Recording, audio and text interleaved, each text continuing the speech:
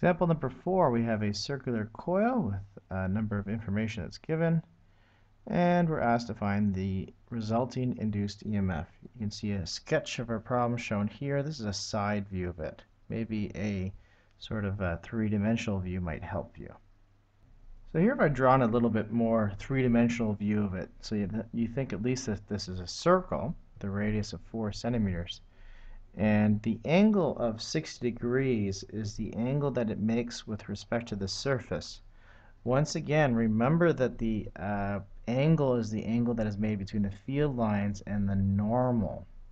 So therefore, in our flux formula, our angle theta is not 60, but is actually 30 degrees, as in the previous problem we had done earlier.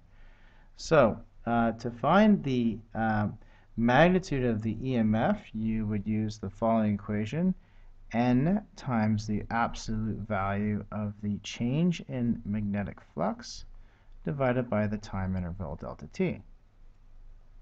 Remember that the magnetic flux is given by BA times cosine of the angle.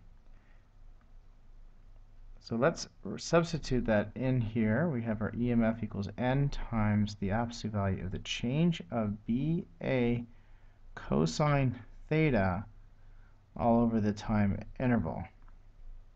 If you look at the given data, the only thing that's changing is the field. This 0.2 Teslas per second, what they're giving you here is the change in the magnetic field over the time interval. So the area is not changing, and the cosine of the angle is not changing. So they really could be pulled out. You could rewrite this as N times A times the cosine of the angle multiplied by the magnitude of change in B all over change in T. Let's calculate that area. We've given a circle. We're told the radius. Hopefully you recall the area of a circle is pi r squared.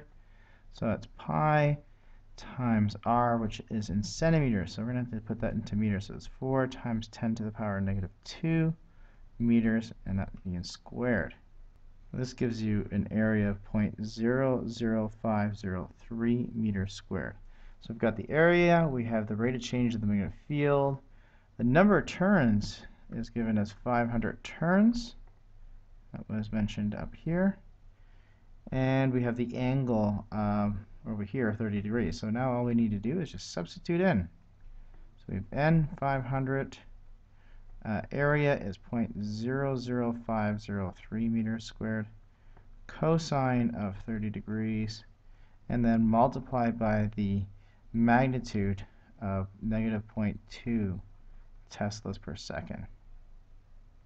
And thus the EMF will be equal to 0.435 volts. Looks like I have a slight error. It should be 0.435 volts. And that's it for this example.